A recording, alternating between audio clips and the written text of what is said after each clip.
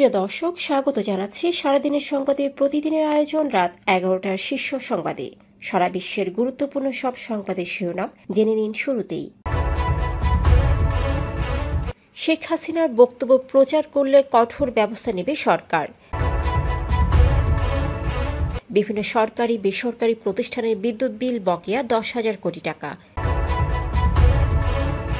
মূলধন সংরক্ষণে দক্ষিণ এশিয়ার সবচেয়ে খারাপ অবস্থানে বাংলাদেশ। 9 আর্থিক প্রতিষ্ঠান বন্ধে সরকারের ব্যয় হবে 9,000 কোটি টাকা। দেশের অর্ধেকের বেশি মানুষ আতঙ্কগ্রস্ত, বর্তমান সরকার দেশ চালাতে ব্যর্থ বললেন জি এম কাদের। রয়টার্সের অনলাইন জরিপ 58% মার্কিনিরা চান ফিলিস্তিনকে স্বীকৃতি দেওয়ার, অন্যদিকে গ্রহণযোগ্য শর্তে যুদ্ধবিরতির আলোচনা শুরুর নির্দেশ নেতানিয়াহুর। প্রথমবারের মতো গাজা সিটিতে জাতিসংঘের দুর্ভিক্ষ ঘোষণা, অন্যদিকে নেদারল্যান্ডসের অস্ত্র মেলায় নিষিদ্ধ ইসরায়েল। রেল লাইনে সোলার প্যানেল বসালো ভারত। গণ অভ্যুত্থানের পর শ্রীলঙ্কার ক্ষমতা নেওয়া রনিল গ্রেপ্তার। 4 মাস পর বেনাপোল বন্দর দিয়ে চাল আমদানি শুরু। শুনছিলেন সংবাদ শিরোনাম, এবারে বিস্তারিত। ফ্যাশন ব্র্যান্ড মানে আর্ট। অন্তর্বর্তীকালীন সরকার কঠোরভাবে সতর্ক করেছে গণমাধ্যমগুলোকে ক্ষমতাচ্যুত প্রধানমন্ত্রী শেখ হাসিনার অডিও সম্প্রচার ও প্রচার থেকে বিরত থাকতে।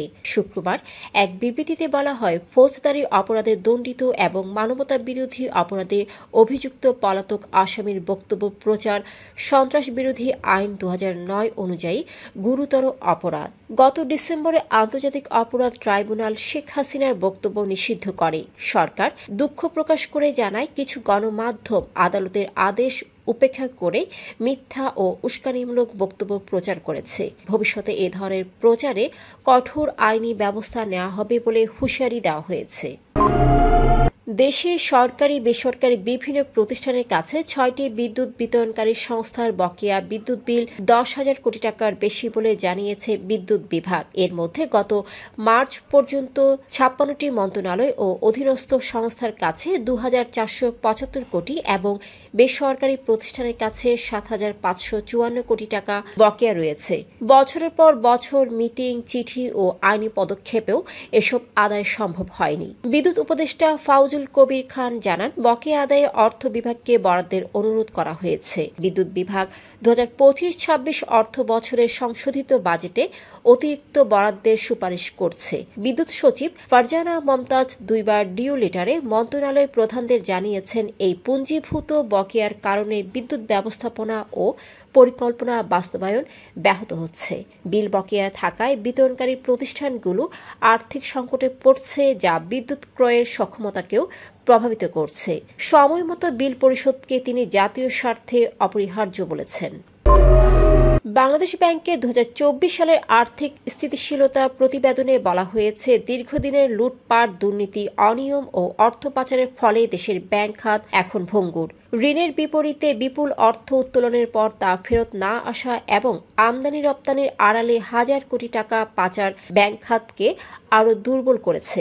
এর ফলে 2023 সালের 11.64% থেকে 2024 সালে মূলধন পর্যাপ্ততার হার নেমে এসেছে মাত্র 3.08%, যা দক্ষিণ এশিয়ার মধ্যে সবচেয়ে নাজুক। তুলনায় পাকিস্তানে এটি 20.6%, শ্রীলঙ্কায় 18.4% এবং ভারতে 16.7%। 2021 সালে মূলধন সংরক্ষণ হার ছিল 11.08%, যা 2022-এ বেড়ে 11.83% হলেও 2024-এ বড় ধস নামে। বিশেষজ্ঞদের মতে, বিপুল খেলাপি ঋণের কারণে ব্যাংকের ঝুঁকিপূর্ণ সম্পদ বাড়ছে এবং মূলধন কমছে, যা বিনিয়োগ ও পুনর্বিনিয়োগের সক্ষমতা হ্রাস করছে। অর্থনীতিবিদরা এটিকে দেশের অর্থনৈতিক নিরাপত্তার জন্য বড় হুমকি হিসেবে দেখছেন। বাংলাদেশ ব্যাংক 9টি ব্যাংক বহির্ভূত আর্থিক প্রতিষ্ঠান বন্ধের চূড়ান্ত সিদ্ধান্ত নিয়েছে। অনিয়ম, লুটপাট, উচ্চ খেলাপি ঋণ, মূলধন ঘাটতি ও আমানতকারীর টাকা ফেরত দিতে না পারায় প্রতিষ্ঠানগুলোকে অব্যবহারযোগ্য হিসেবে চিহ্নিত করা হয়েছে। 21 আগস্ট গভর্নরের সঙ্গে জরুরি বৈঠকে এসব প্রতিষ্ঠান অবসায়নের প্রক্রিয়া শুরু করার সিদ্ধান্ত হয়। ফাইন্যান্স কোম্পানি আইন 2023 অনুযায়ী প্রথমে লাইসেন্স বাতিল করা হবে। বাংলাদেশ ব্যাংকের রেগুলেশন ডিপার্টমেন্ট ইতোমধ্যে অবসায়নের প্রস্তুতি শুরু করেছে। ক্ষুদ্র আমানতকারীদের টাকা ফেরতে অগ্রাধিকার দেওয়া হবে, যার জন্য সরকারের প্রাথমিক ব্যয় ধরা হয়েছে প্রায় 9,000 কোটি টাকা। জাতীয় পার্টির চেয়ারম্যান জি.এম. কাদের বলেছেন, দেশের অর্ধেকের বেশি মানুষ বর্তমানে আতঙ্কগ্রস্ত। বৃহস্পতিবার জাতীয় পার্টি কার্যালয়ে জন্মাষ্টমী উপলক্ষে শুভেচ্ছা বিনিময় অনুষ্ঠানে তিনি বলেন, এমন সমাজ চাই যেখানে সংখ্যাগরিষ্ঠ ও সংখ্যালঘুদের মধ্যে ভেদাভেদ থাকবে না। তিনি অভিযোগ করেন, সরকার দেশ চালাতে ব্যর্থ হয়েছে এবং আইন শৃঙ্খলা পরিস্থিতির অবনতির দায় তাদেরই নিতে হবে। দাগী আসামি ও খুনিদের মুক্তি দেওয়া হচ্ছে, অথচ নিরীহ মানুষ জেলখানায় আটকে আছে। জি.এম. কাদের আরও বলেন, মিথ্যা মামলায় রাজনৈতিক কারণে গ্রেপ্তার ব্যক্তিদের জামিনও দেওয়া হচ্ছে না। জুলাই হত্যাকাণ্ডে অনেককে মিথ্যা মামলায় ফাঁসানো হয়েছে, অথচ গ্রেপ্তারদের জামিন মিলছে না। তিনি বলেন, যদি সরকার সুন্দরভাবে দেশ চালাতে না পারে তবে দায়িত্ব থেকে সরে দাঁড়ানো উচিত। রয়টার্স ও ইপসোস পরিচালিত এক জরিপে দেখা গেছে 58% মার্কিন নাগরিক ফিলিস্তিনকে একটি স্বাধীন রাষ্ট্র হিসেবে স্বীকৃতি দেওয়ার পক্ষে, 33% এর বিরোধিতা করেছেন, 9% কোনো মত দেননি। জরিপটি 18 আগস্ট শেষ হয়। এর আগেই কানাডা, যুক্তরাজ্য, ফ্রান্স ও অস্ট্রেলিয়া ফিলিস্তিনকে স্বীকৃতি দেওয়ার ঘোষণা দেয়, যা ইসরায়েলের উপর আন্তর্জাতিক চাপ বাড়িয়েছে। জরিপ চলাকালে ইসরায়েল হামাস যুদ্ধবিরতির সম্ভাবনা তৈরি হয়। হামাস 60 দিনের যুদ্ধবিরতি ও গাজায় আটক ইসরায়েলি বন্দীদের অর্ধেক মুক্তি প্রস্তাব দেয়, যা ইসরায়েল পর্যালোচনা করছে। অন্যদিকে ইসরায়েলের প্রধানমন্ত্রী নেতানিয়াহু বলেন, সব জিম্মি মুক্ত ও তেল আবিবের জন্য গ্রহণযোগ্য শর্তে যুদ্ধ শেষ করতে আলোচনার নির্দেশ দিয়েছেন।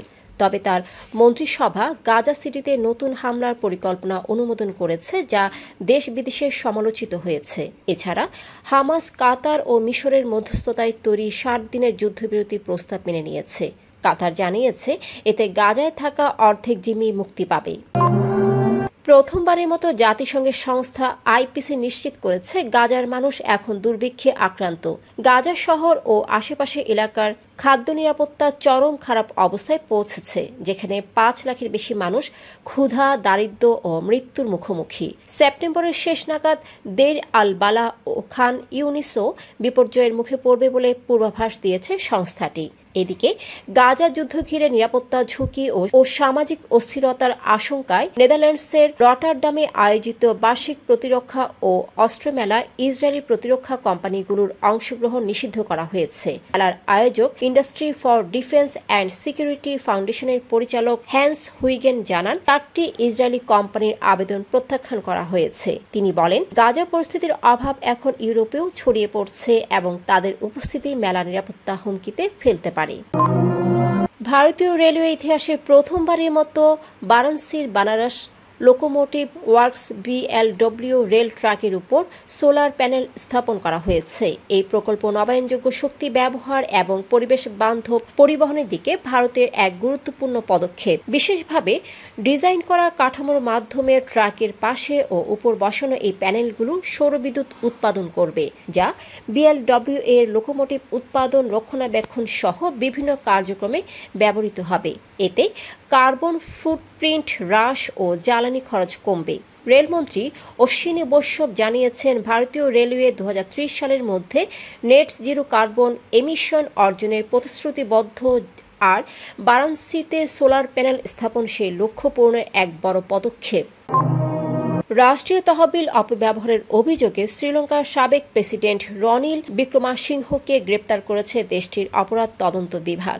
শুক্রবার তিনি কলম্বোর ম্যাজিস্ট্রেট আদালতে হাজির হন এবং এর আগে সিআইডিকে সাক্ষ্য দেন। বিক্রমাসিংহে 2022-2024 সাল পর্যন্ত প্রেসিডেন্ট ছিলেন। তিনি গণ-অভ্যুত্থানে গোতাবায়া রাজাপক্ষে দেশ ছাড়ার পর দায়িত্ব নেন এবং অর্থনীতি পুনরুদ্ধারে ভূমিকার জন্য প্রশংসিত হন।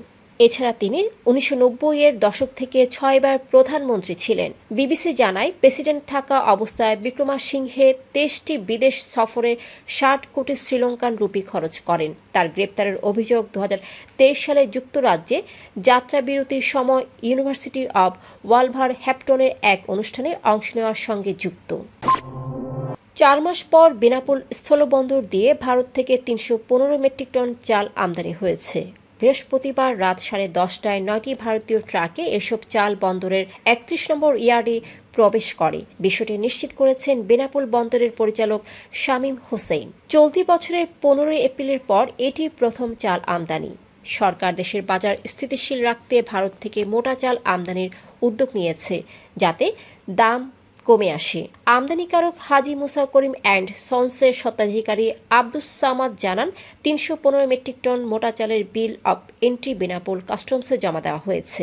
পেট্রোপোল বন্দরে আরও ট্রাক প্রবেশের অপেক্ষায় রয়েছে। দর্শক, এতক্ষণ আমাদের সাথে থাকার জন্য ধন্যবাদ। প্রতি মুহূর্তে দেশ বিদেশের গুরুত্বপূর্ণ সব সংবাদ জানতে ভিজিট করুন www.সারাদিনেরসংবাদ.com ও চোখ রাখুন সারাদিনের সংবাদের অফিসিয়াল ফেসবুক পেজে। Fashion brand Mali Art. Men's, ladies, and kids wear. Art. Be smart.